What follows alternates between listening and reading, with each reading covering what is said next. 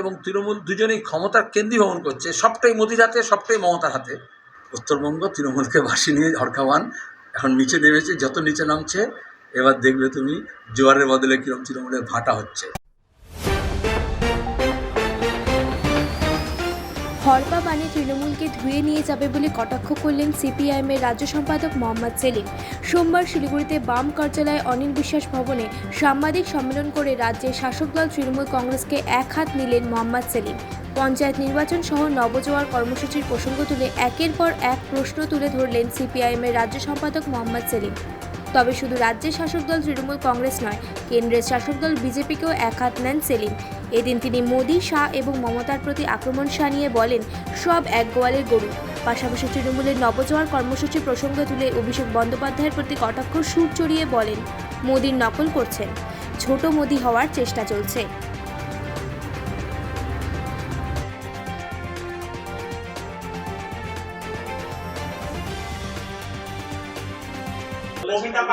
তৃণমূলের ডিসিপ্লিনারি কমিটির চেয়ারম্যান ছিলেন এবং অভিষেকের পূর্বসূরি সাধারণ সম্পাদক।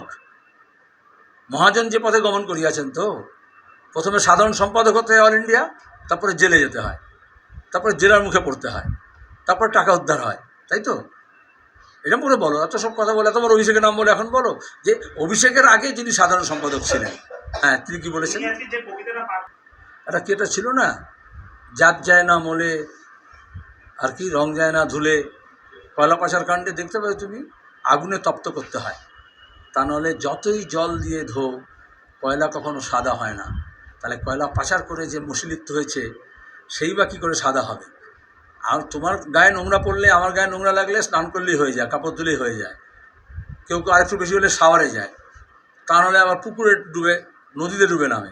আর বিজেপিকে, তৃণমূলকে আর কী করতে হচ্ছে, জোয়ারের জল লাগবে, তা না হলে অভিষেকের এই গোটা নর্দমার কাদা, কালো গরু পাচারের, কয়লা পাচারের টাকা যে অভিযোগ, সেটা থেকে মুক্তি হবে না। উত্তরবঙ্গে এসে বলছে জোয়ার। আচ্ছা, উত্তরবঙ্গের নদীতে কি জোয়ার হয়? উত্তরবঙ্গের নদীতে জোয়ার হয় না।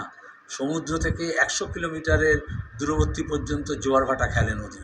তার উপরে একটা জিওগ্রাফি পড়তে, স্কুলে যদি জিওগ্রাফি পড়তো তাহলে জানতে পারতো। এখানে যেটা হয় সেটা হচ্ছে হরকা বাঁধ।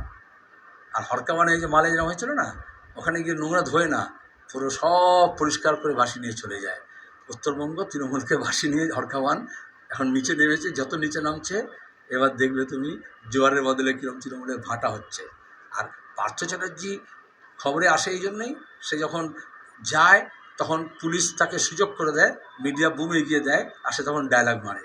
সেটা যদি সরকারের পক্ষে যায় তাহলে ডায়লগ মারার সুযোগ থাকে, আর নাহলে মনে হচ্ছে কুণাল যখন বলছিল তখন এই পুলিশ কীরকম গাড়ি বাজাচ্ছিল না, যখন বাজাচ্ছে না তাহলে বুঝতে হবে সঙ্গত দিচ্ছে না, তার মানে হচ্ছে সেটা সরকারের পক্ষে কিছু করার চেষ্টা করছে। আর যে সরকারের পক্ষে বলে, বিপক্ষে বলে, তাহলে সে আবার যাতে তোমার বুম পর্যন্ত না পৌঁছে তার জন্য ওরা ঢাকবে না। এবং তৃণমূল দুজনেই ক্ষমতার কেন্দ্রীভবন করছে, সবটাই মোদির হাতে, সবটাই মমতার হাতে, বা তার উত্তরাধিকার যে হবে তার হাতে। মানে ভাবা যায় পঞ্চায়েত নির্বাচন হবে কী হবে না, স্টেট ইলেকশন কমিশন বলছে আমরা অন্ধকারে।